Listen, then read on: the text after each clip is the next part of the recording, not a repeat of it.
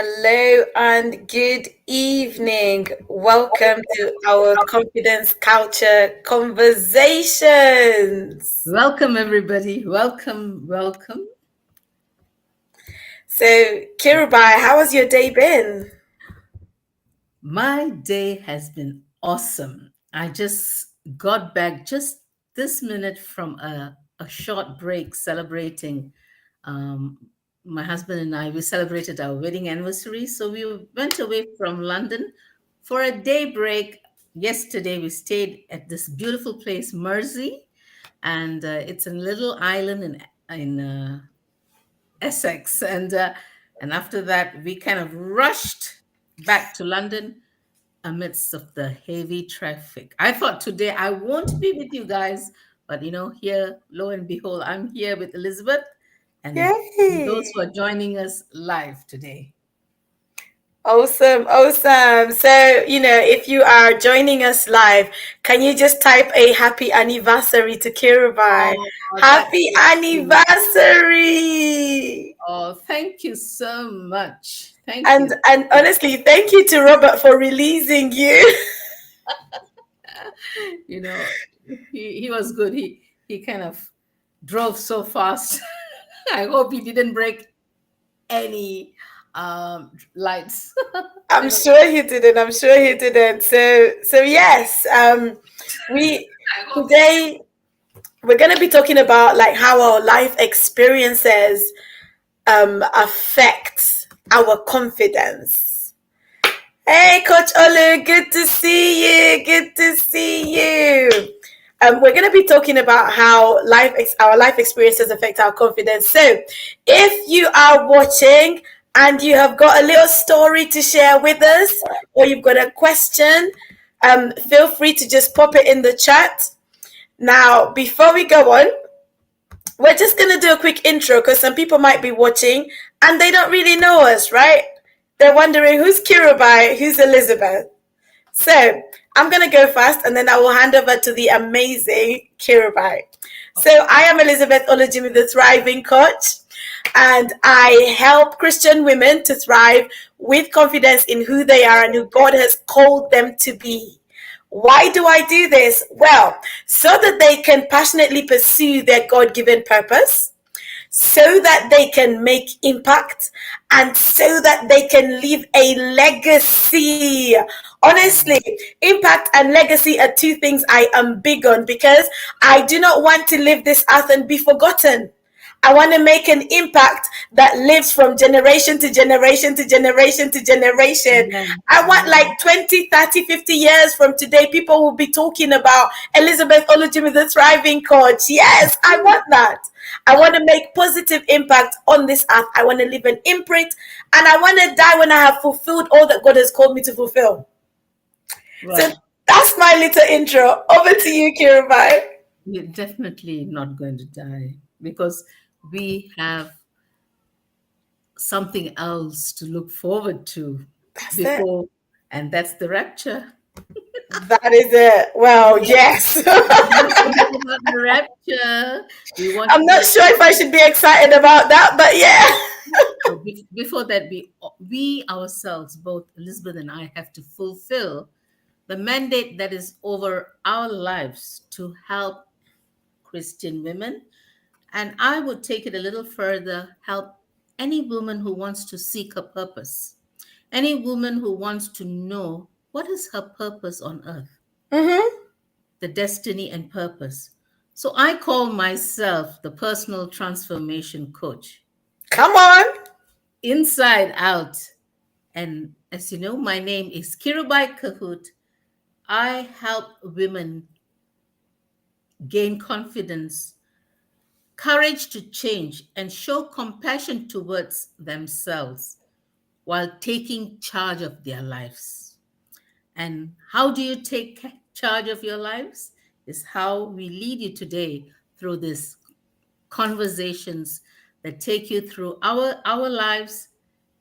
Hearing what we have gone through will enlighten you, will enable you, will empower you to take that step of confidence. And so without further ado, Elizabeth, share your experiences, how you have transformed your life.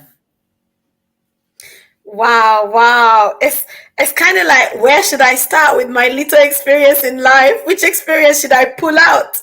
Which experience should I pull out? So, um, maybe one of the experiences I'll share is when I was younger, and people who follow me might have had this story before, but when I was younger, probably about the age of 6, um, I was in a primary school, and my English teacher gave us a poem that we needed to learn, right? She gave us a poem that we needed to learn. And I thought to myself, I'm going to learn this poem and I'm going to recite it. I'm going to be good at it. And so I did. I started practicing and I started learning the poem, and I got it. I got it. I was so excited. And I started reciting the poem. And then my dad loved the poem. Mhm. So he decided that every time we had a visitor in the house, he would say, Elizabeth, what's your poem? Mm. And I would get up and recite the poem.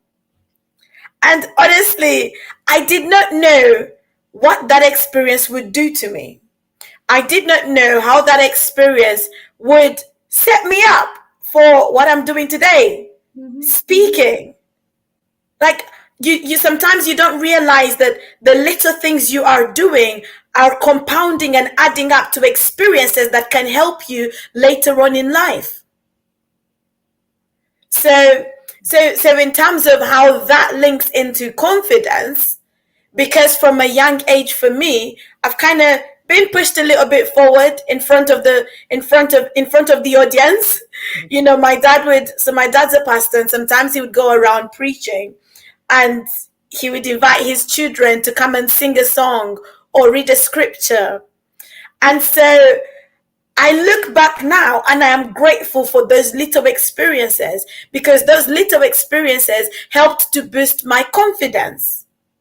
I might not have seen it then, but I see it as clear as day today that those experiences helped me to be as confident as I am today. So that's one experience from my end. Over to you, Kirubai. Thank you, Elizabeth. When I first saw Elizabeth on Facebook, we connected on Facebook. The power of social media, and Elizabeth, when she spoke, when she conducted these live sessions, she was so confident, and I was so taken up with the confidence, so confident, so surely assured of what every word she spoke. She spoke with conviction and confidence, and that's what I will sum up Elizabeth. A little Elizabeth advertisement here. Thank you. So this is how I felt about Elizabeth. So experiences that I've had that had to work out my confidence. All right.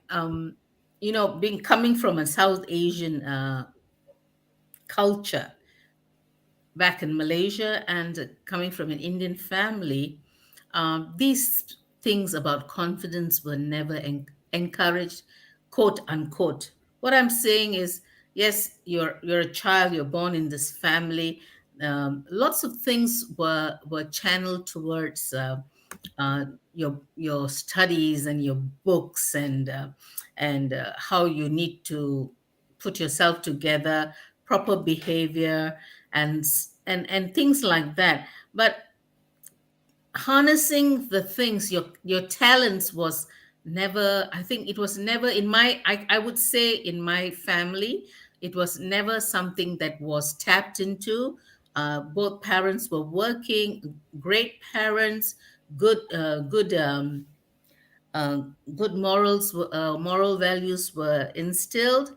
But in this little area about tapping into our talents, and how it turned out to be in turned out into our um, what's that confidence.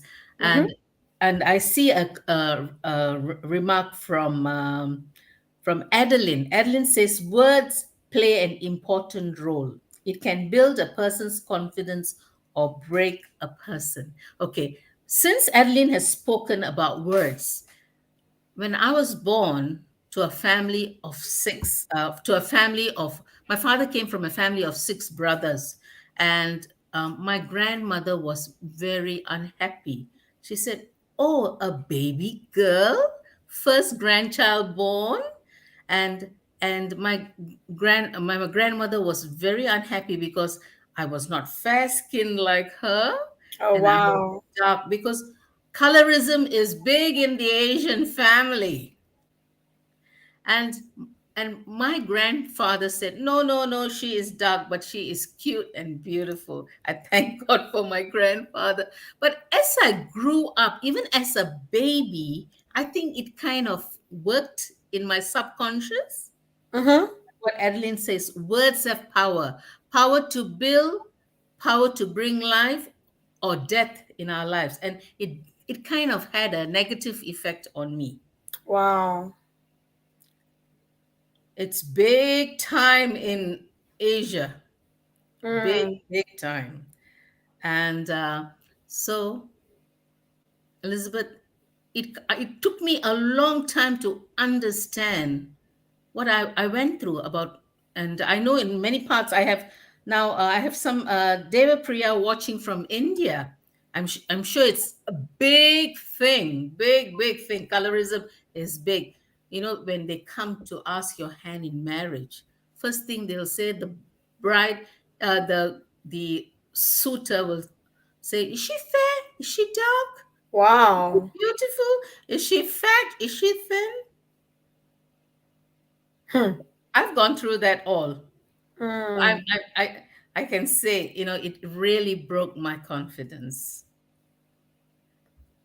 Well, thank you. Thank you for sharing that, Kirubai. And do you know what? Sometimes we don't realize the power of our words, Hmm.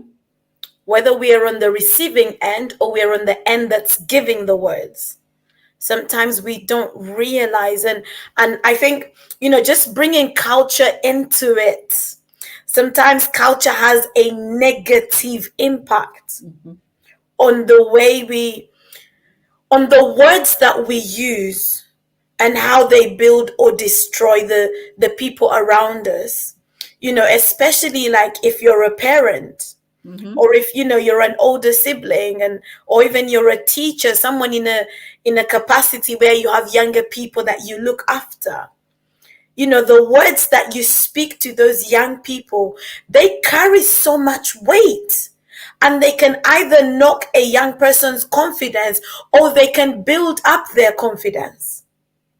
True. Very true. Very true. And the sad reality is, a lot of times we use them to destroy a child's confidence. Not intentionally, not intentionally. For example, when a child underperforms, it's easy for the parent, because the parent has high aspirations. They want you to be a doctor, an engineer, a lawyer, an accountant. So when you're not performing in that light, it's easy for the parent to say, "What's wrong with you? Aren't you seeing your friends? Don't you see how your friends are performing?" There's something my husband likes to say, or kind of likes to make reference to, where in the because he's from Nigeria, and one of the things he said is, sometimes parents would say to their kids, "Do your friends have two heads? How come they're doing better than you?" Oh. Now, we don't realize that as much as we are trying to sort of rebuke our children, it's having a knock-on effect on their confidence.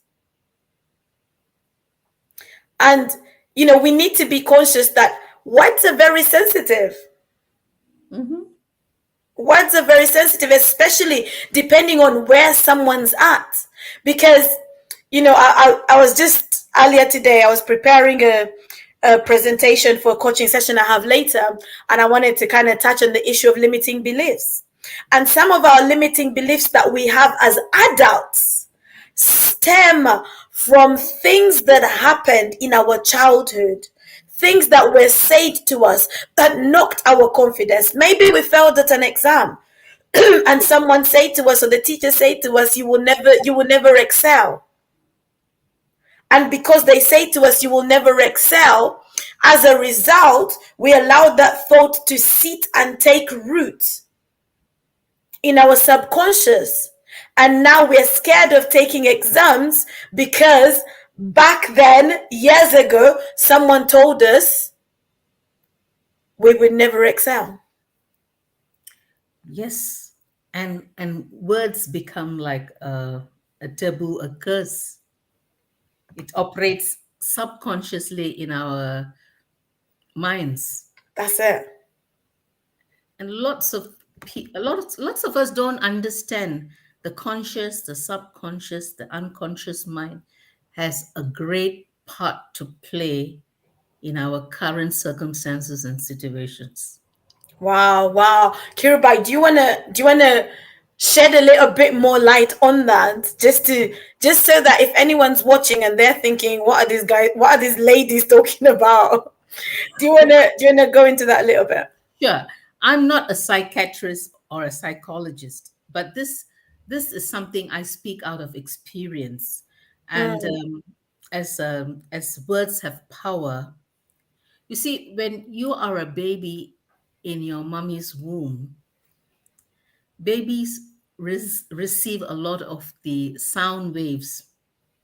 Okay, if mommy and daddy are not in a good place at that point in time in their lives, where maybe the baby was conceived out of trauma, out of wedlock, out of mhm. circumstances that are not conducive, baby is receiving mommy's negative situation, mommy's negative sense of confidence, in the sense Wow. mommy's sense of um, what is that word? I'm finding for the right word, that not being in a safe space. Mm, Let's say, mm, let's say mommy is not in a safe space where mommy and daddy are fighting. Daddy doesn't want baby. Mommy says, I keep the baby. Or mommy says, I don't want the baby. Daddy says, let's keep the baby. So they are in a very, very unsure place. Baby is receiving all this negativity, trauma that the parents are facing. So amazing. where does the baby receive this?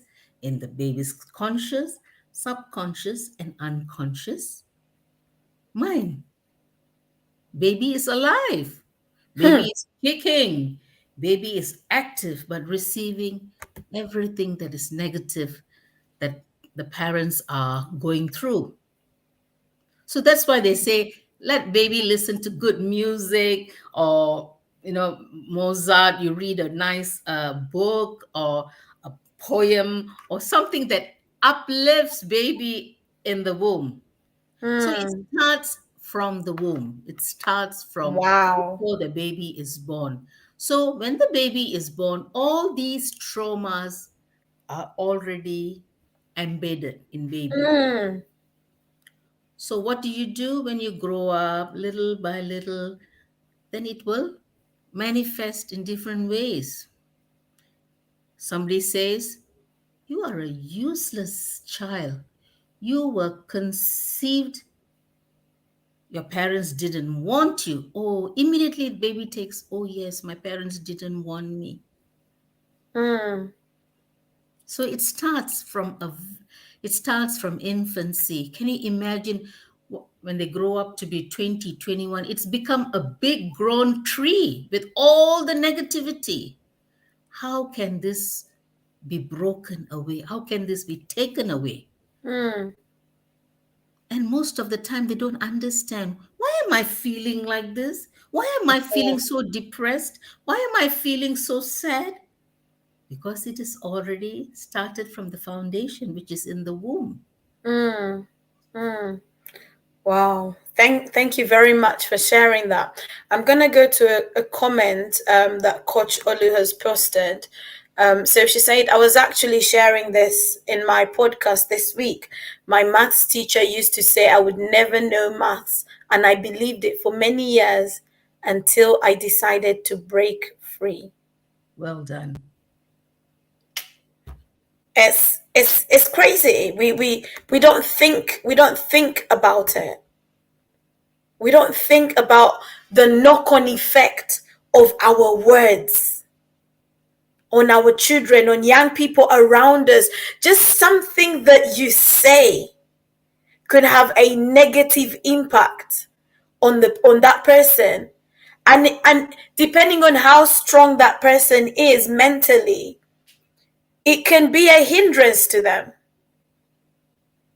If the person is, strong mentally and they're in a good place, yes, they might be able to take it. But there's some people that it will negatively impact them. And it will mean that they can't show up with confidence in places that they need to show up in because of things that have been said to them in times past. And honestly, I think for me, coming from the culture that I come from, I think it's not as strong from I guess from my part. But when I hear like stories of people from like my husband, his experience from Nigeria, and it's a lot heavier. My parents were not as heavy-handed on us, and I thank God because my parents were pastors, so it wasn't that bad. If anything, my parents used to present opportunities for us to I guess grow our confidence. You're blessed. I thank God for that. I thank God for that because it's really hard. I remember when I decided. So for those that don't know, I have a degree in electrical engineering, but I have never practiced as an electrical engineer. I've never done a job as an electrical engineer. So I remember when I finished my degree and I didn't get a job in electrical engineering, and I was searching. Eventually I got something that I could do, something that I had experience in, something in relation with customer services, and I started doing that. And as I was doing that, I started to realize that actually, you know what, the idea of me working in an engineering setting is not going to work for me. That's not who I am. That's not where my purpose is. That's not where my gifts are. So I knew that I had to come into a place where I was working in customer services or working in close knit to people because I love to interact with people. Now, I had to have a level of confidence for me to be able to approach my dad and my mom and say, that engineering course I did, I don't want to work as an engineer. So we're going to put that on the shelf for now. And I'm going to chase my purpose. I'm going to chase who I am. I had to have a level of confidence to be able to do that. It's true.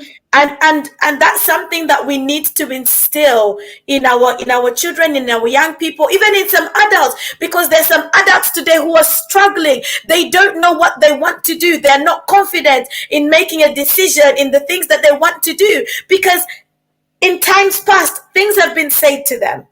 They've been told they can't make it if they if they step out and do something else. They've been told this is the only path they have to follow.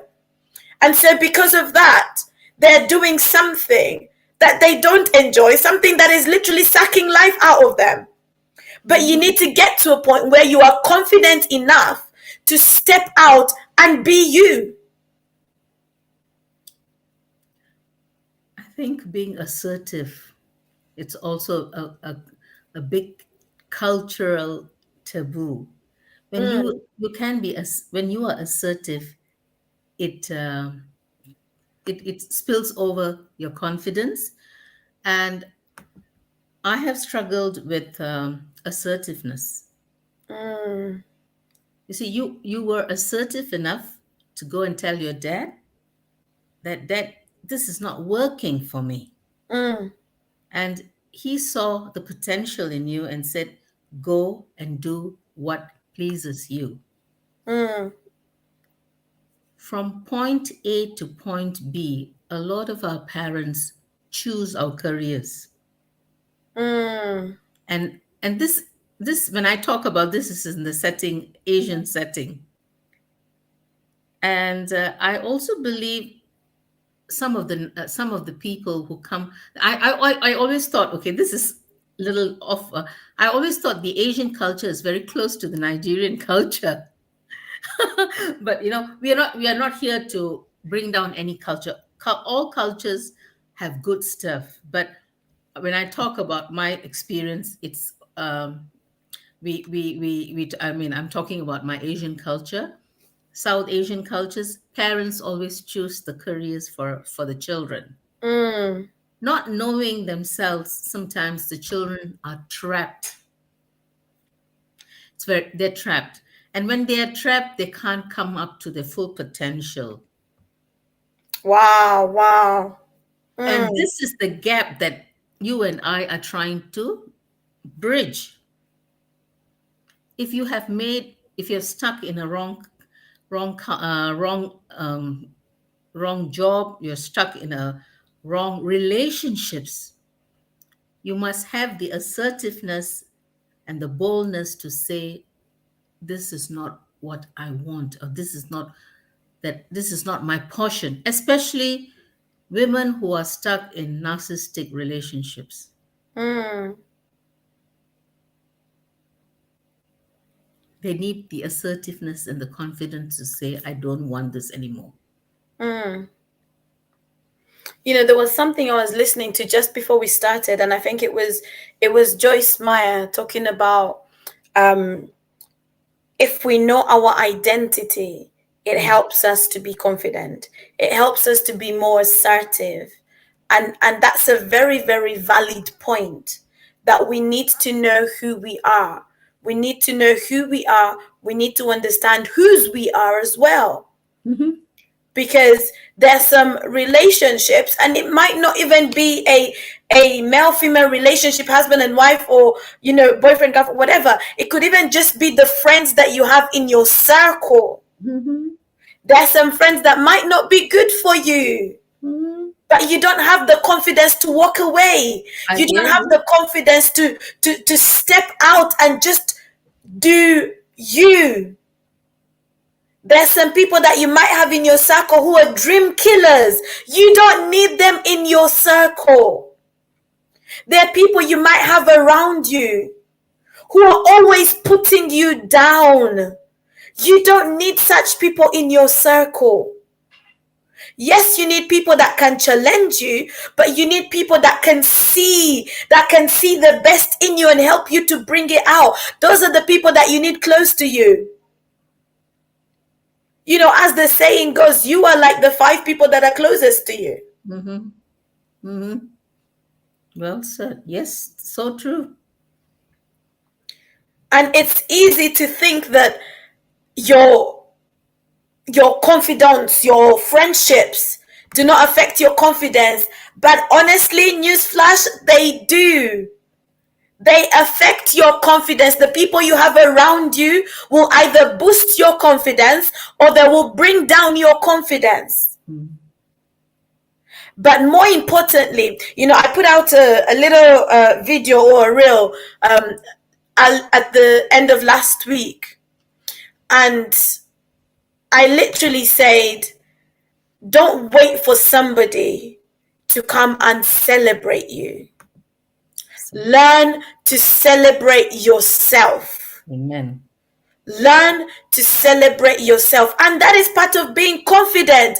It means that you're not looking for affirmation from anybody, but you can be in a position to affirm yourself. You can be in a position where you are confident enough to look yourself in the mirror and say, girl, you are beautiful. You can look at yourself and say, I did well. I did great. I showed up. Yes, I might not have achieved the results I wanted to achieve, but I showed up. That makes a difference. So you have to get into a place where you are confident enough to celebrate yourself, and don't be intimidated by the people around you. Don't be intimidated by the people in your circle. You do you and you shine. You are more than enough. You are more than enough. Honestly. Yes, honestly. Yes, I truly believe, Elizabeth, you are more than enough. And celebrating yourself is the first point.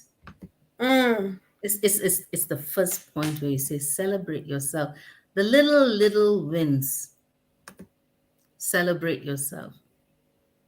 that's it. Yes, you have to be confident about the little steps that you're taking. You might not be making the strides that everyone else is making.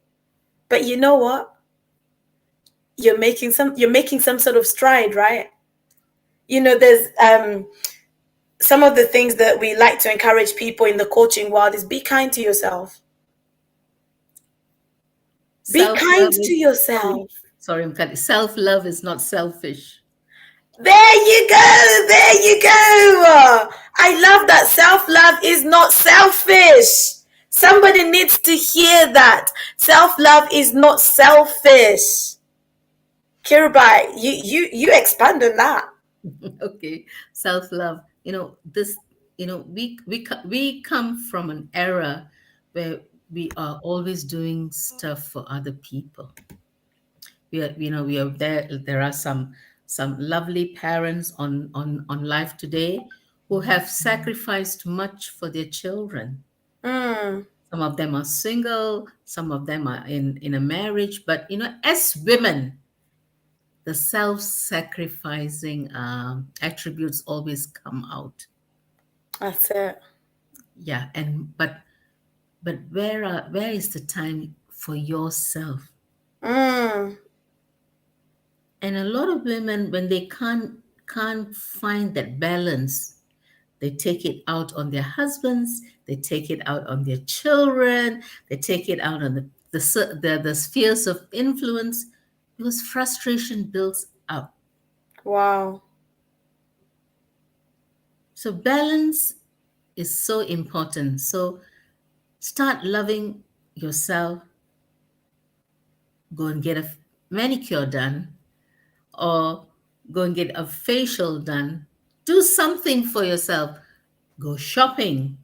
Buy yourself a Mm. pretty lippy. Because this is me, the stylist part talking. There you go. There you go. Yes. Yeah. So do something for yourself. Mm, Go out for tea with your girlfriends. Doesn't have to be a lot of money, but you know what? Little things that give you pleasure. exactly. I love that. I say one of my clients or one of my mentees, I said that to her not so long ago because she had achieved certain milestones, and I say to her, I said, look, go celebrate, Mhm. go celebrate yourself, go do something nice, something that you enjoy, something that says well done. Because for some of us, nobody will ever say well done. You just gotta say well done to yourself. To pat yourself on the back. Exactly. You might be waiting for someone to clap and say, well done. But actually, don't wait for that. You clap for yourself and say, well done to you. You wake up each day, you do the things that you need to do. You're achieving some level of success. It might not be the level of success that you desire, but you're making strides. You're making some sort of progress. So don't be difficult on yourself. Don't be hard on yourself. Be kind to you. Be kind to yourself. Celebrate you. Because I think this really, really helps with confidence. It really helps with confidence when you're able to celebrate yourself. It does something. When you're able to tell yourself, well done, and you're not looking to the crowd to say, well done to you, but you're able to tell yourself, well done. It's important. It's necessary. It's necessary. We'll all go through different life experiences, and those life experiences will either have a positive or negative impact on us. I was listening to a podcast today.